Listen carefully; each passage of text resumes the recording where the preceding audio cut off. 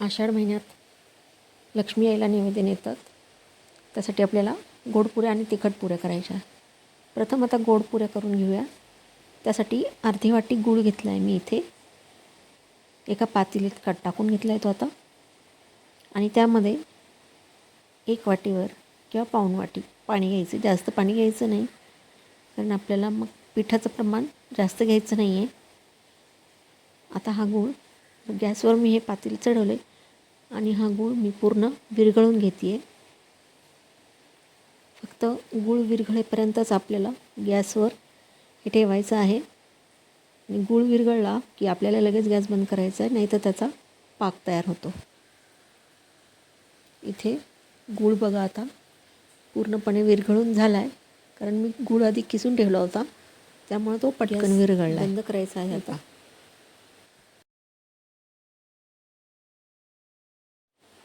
दहा मिनटं हे मिश्रण असंच ठेवूया, कारण ते थोडंसं थंड झालं पाहिजे. आणि मग आपण पीठ मळायला घेऊया. इथे 10 मिनटं झालेले आहेत.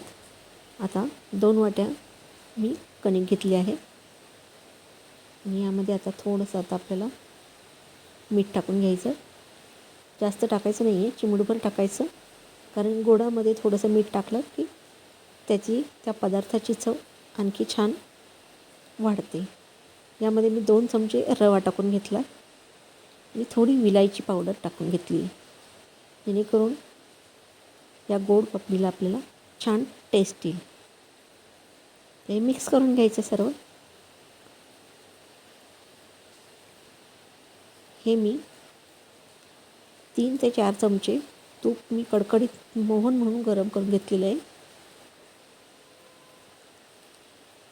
आणि यामध्ये सर्व मिक्स करून घेतलं आहे. मोहन गरम असल्यामुळे जरा त्या हाताने आपल्याला मिक्स करायचं नाही आहे, चमच्याने मी मिक्स करते. आता हे पूर्ण त्यामध्ये असं आपल्याला हाताने चोळून घ्यायचे. नंतर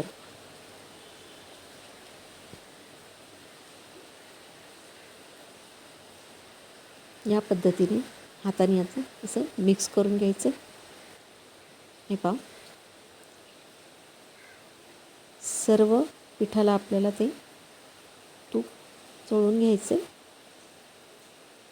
म्हणजे हे जे आपण गोडपुरी करतो खुसखुशीत होते. आता या पिठामध्ये आपल्याला गुळाचं पाणी टाकून घ्यायचं आहे. गुळाचं पाणी शक्यतो आपण गाळून घेतला तर बरंच आहे, कारण गुळामध्ये जर काही कचरा वगैरे असेल तर निघून जातो. मी गाळून ठेवलं होतं आणि हे सर्व पाणी मी टाकून घेतलं आहे. आणि शक्यतो थोडं थोडं पाणी टाकून मगच ती कणिक मळून घ्यायची आहे आपल्याला, कारण कधी कधी काय होतं की पीठ कमी पडतं आणि पाणी जास्त होतं, म्हणून थोडं थोडं पाणी लागत असं टाकून कणिक मळून घ्यायची आहे. आणि आपल्याला कणिक घट्ट भिजवायची आहे. हे पहा, या पद्धतीने अशी कणिक भिजवून घेतलेली आहे. म्हणजे आपल्याला पीठ न लावता हे लाटून घ्यायच्यात पुऱ्या म्हणून. आता ही कणिक आपण जरा वेळ झाकून ठेवूया. 10 ते 15 मिनटं आपण झाकून ठेवूया. तोपर्यंत मी आता इकडे तिखट पुऱ्याचं देखील मळून घेत आहे. 2 वाट्या कणिक घेतली. पाव वाटी 2 ते 3 चमचे तांदळाचं पीठ आणि 2 ते 3 चमचे मी बेसन पीठ घेतलेलं आहे. हे सर्व यामध्ये मिक्स करून घ्यायचं. तिखट घ्यायचं, आवडीनुसार घ्यायचं. तिखट कमी जास्त तुम्ही तुमच्या पद्धतीने करू शकता. मीठ, धने जिरे पावडर टाकले, तीळ टाकून घ्यायचे आणि थोडा ओवा टाकून घेतला. तर ह्या हाताने पूर्ण मिक्स करून घ्यायचे. आपण या तिखट पुऱ्याचं कणिक मळतो तर आपल्याला यामध्ये तेलाचं मोहन टाकून घ्यायचं आहे. इथं 3 ते 4 चमचे मी तेल चांगलं कडकडीत गरम केलं आहे. तेल टाकल्यामुळे पण ह्या पुऱ्या खुसखुशीत होतात. शिवाय तांदळाच्या पिठाने आणखी कुरकुरीतपणा वाढतो. आणि हे चमच्याने आता पूर्ण मिक्स करून घ्यायचं. आधी चमच्याने मिक्स करून घेतलं तर हाताला चटके बसत नाही. थोडंसं त्यात तेल पूर्णपणे मिक्स झालं की हाताने आपल्याला असंच चोळून घ्यायचं चांगलं तेल सर्व कणकेला. हे पहा. आणि गोड पिठाचं जसं ते आपण गोड पुऱ्यांचं आपले कणिक मळली आहे तशीच ही तिखट पुऱ्यांची कणिक आपल्याला मळून घ्यायची आहे. पण तत्पूर्वी एक गोष्ट यामध्ये राहिली आहे. मी मिरची, लसूण, जिरे याची मी पेस्ट करून ठेवली आहे आणि थोडंसं मीठ टाकून ते मिक्स केलेली आहे. ती आपल्याला टाकायची राहिली आहे.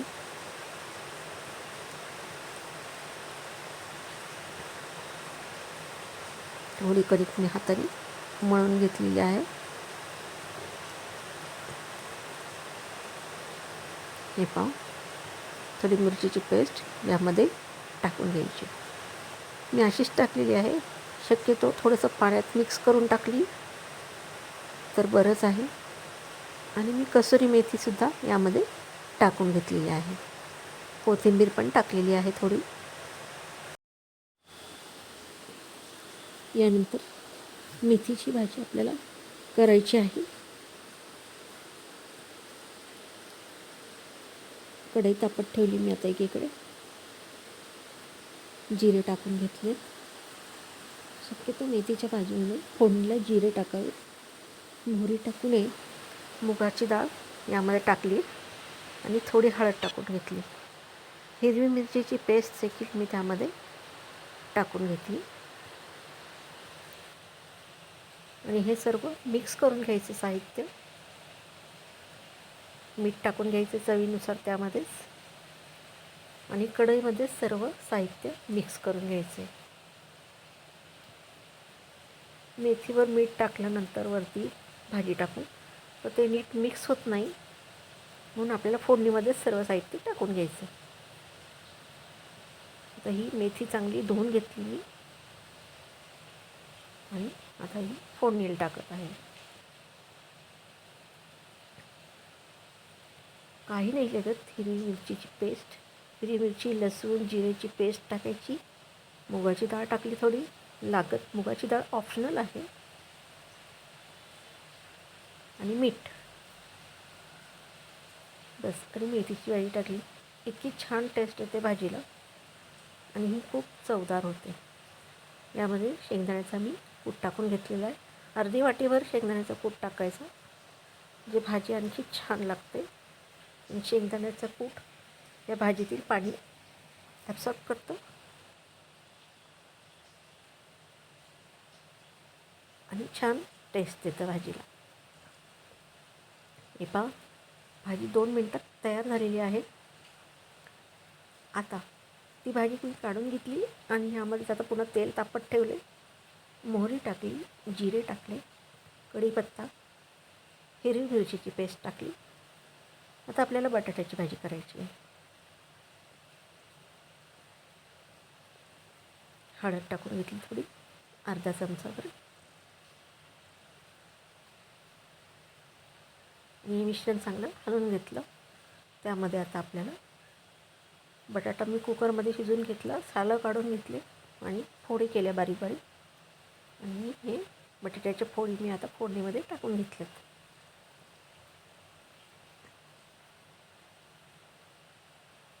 चांगली आता ही भाजी मिक्स करून घ्यायची. मीठही मी चवीनुसार टाकलेलं आहे. थोडी मी त्यामध्ये कसुरी मेथी टाकली, जेणेकरून या बटाट्याच्या भाजीला देखील छान टेस्ट येईल.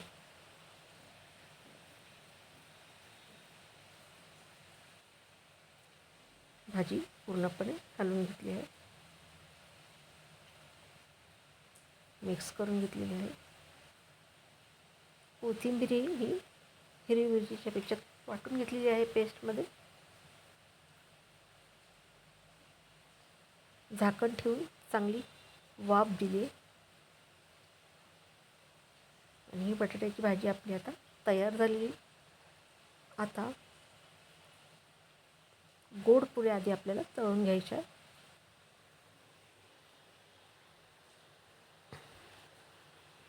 मी पुरी लाटली आणि तळायला देखील टाकलेली आहे.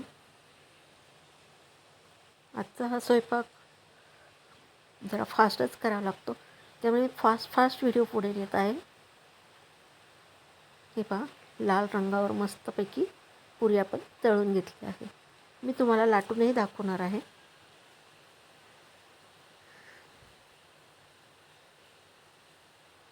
मस्त टम्म फुगली बघा पुरी. हे पहा, आता मी पुरीसाठी एक मोठा उंडा घेतलेला आहे. चांगला तो हाताने मिक्स करून घ्यायचा, पूर्णपणे मळून घ्यायचा आणि गोलाकार आकार देऊन लाटून घ्यायचं आहे. याला मी अजिबात पीठ लावत नाही आहे. पीठ लावलं तर काय होतं, तेलामध्ये ते सर्व पीठ असं मिक्स होतं आणि आपलं तेल खराब होतं तळणीचं. घट्ट कणिक त्यासाठीच मळायची असते. या पद्धतीने पोळी, मोठी पोळी अशी चांगली मी लाटून घेतली. फार जाड पण आपल्याला लाटायचं नाही आहे आणि पातळ पण लाटायचं नाही आहे. पातळ लाटलं तर ते पुऱ्या आपल्या खूप कडक लागतात खायला.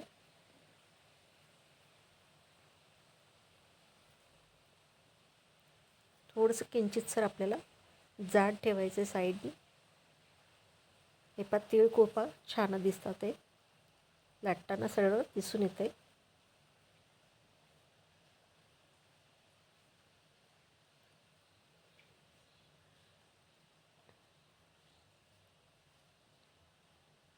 वाटी घेतली.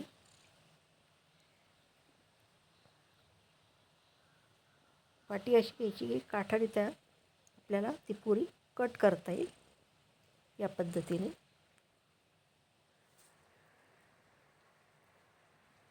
आणि ही कापलेली पुरी जर आपल्याला थोडीशी जाड वाटली तर थोडंसं आपण लाटण्याने पुन्हा म्हणजे लाटणं फिरून घ्यायचं आहे त्या पुरीवरनं. आणि जर नाही वाटली तर आपण तसंच तळून घ्यायचं आहे. हे पहा, मी तशीच तळती, छान मोठी झाली आहे.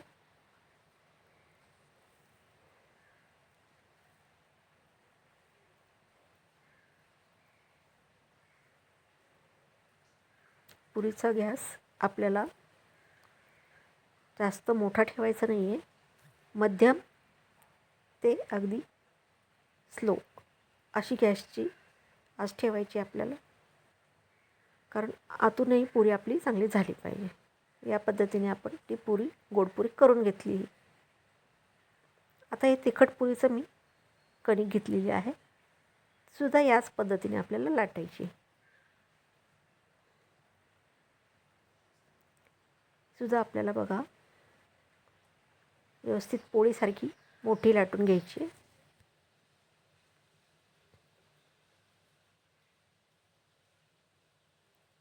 जाड लाटायचं नाही आहे, थोडंसं पातळसरच ठेवायचं आहे.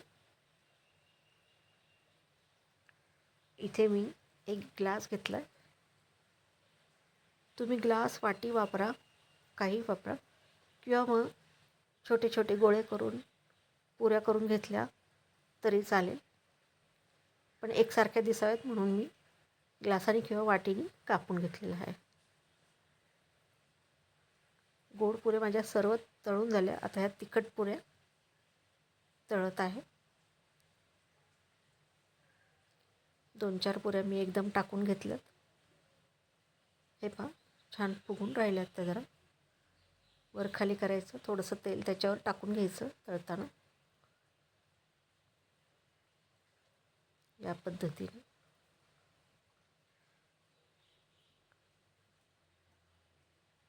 मस्त असा कलर बघा चेंज झालेला आहे.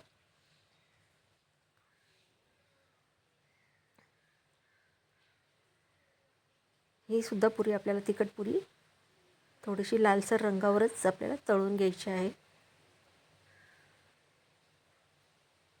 म्हणजे ती खाताना अगदी छान खुसखुशीत लागते आणि कच्ची राहत नाही आतमध्ये. 2 ते 3 मिनटं या पुऱ्या तळायला वेळ लागतो. या सर्व पुऱ्यांमधलं आता तेल निथळून घ्यायचं. आणि काढून घेते मी आता एका भांड्यात.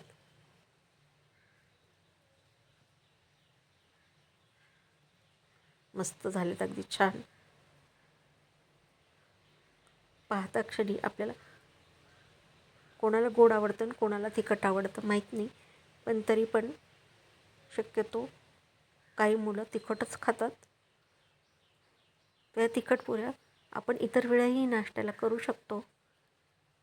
मुलांना हे खूप आवडतं. सर्व माझ्या पुऱ्या तळून झालेल्या आहे. स्वयंपाकसुद्धा तयार झालेला आहे.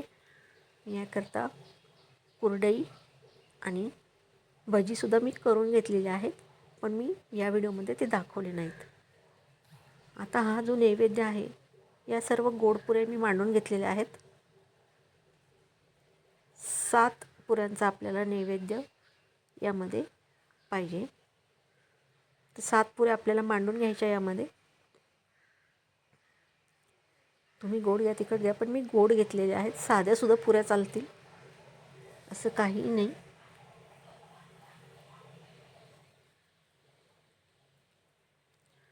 आणि यावर आता आपल्याला सर्व जे काय केलेलं आहे, वरण भात भाजी, ते सर्व आपल्याला टाकून घ्यायचं आहे. प्रथम मध्यभागी आपल्याला दही भाताचा नैवेद्य ठेवायचा आहे. हा जो नैवेद्य आहे हा लक्ष्मी आईला न्यायचा असतो.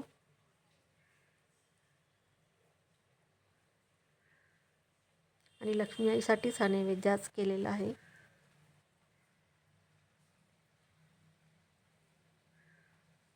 डब्यामध्ये ठेवला म्हणजे तो सांडत नाही. पावसाचे दिवस आहेत, त्यामुळे डब्यामध्ये झाकून न्यायचा तो. मंदिर थोडंसं आमच्या घरापासून जरासं लांब आहे. यावर आता मेथीची भाजी थोडी थोडी आपण वाढून घेऊया साईडला.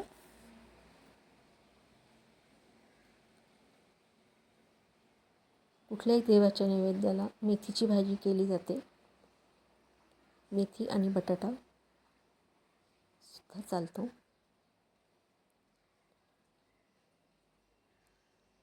आता यामध्ये आपल्याला बटाट्याची भाजी टाकून घेऊया. बटाट्याच्या 2-2 फोडी ठेवल्या, कारण आपले नैवेद्य छोटे छोटे आहेत.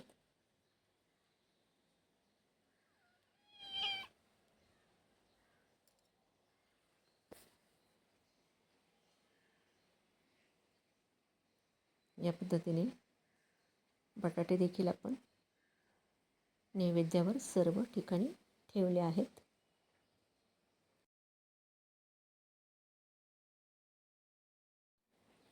भातावर वरण वाढून घेऊया. घट्टसरच असं वरण आपल्याला यावर वाढायचं आहे.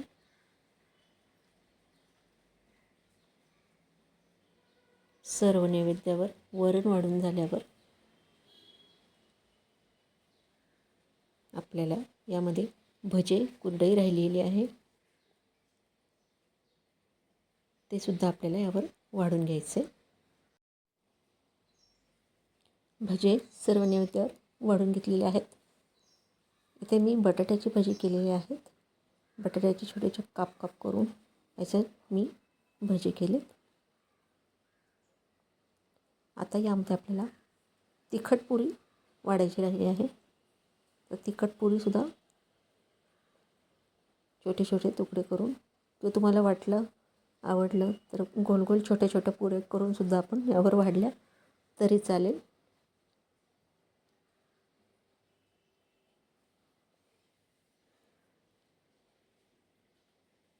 आणि यावर आता कुरडई राहिलेली आहे. तर शेवटी आपण आता यावर कुरडई देखील ठेवणार आहोत. आणि या नैवेद्याबरोबर लिंबू आणि फुटाणे नेतात आणि नारळ फोडतात लक्ष्मी आईला. आमच्या गावाकडे आषाढ महिन्यात 3दा नैवेद्य न्यायचे. एकदा फक्त मेथीची भाजी आणि भाकरी, नंतर दही भाताचा फक्त वेगळा नैवेद्य नेतात, आणि नंतर पुरणपोळीचासुद्धा नैवेद्य नेला जातो. तर हल्ली सध्याच्या परिस्थितीत काही जण एकदाच नैवेद्य नेतात. तर आपण सर्व प्रकारचं यामध्ये केलेले, फक्त पुरणपोळी नाही केलेली आहे. पुरणपोळीचासुद्धा आपण नैवेद्य असा करू शकतो. ज्यांच्याकडे जशी पद्धत आहे तसं लोक करतात.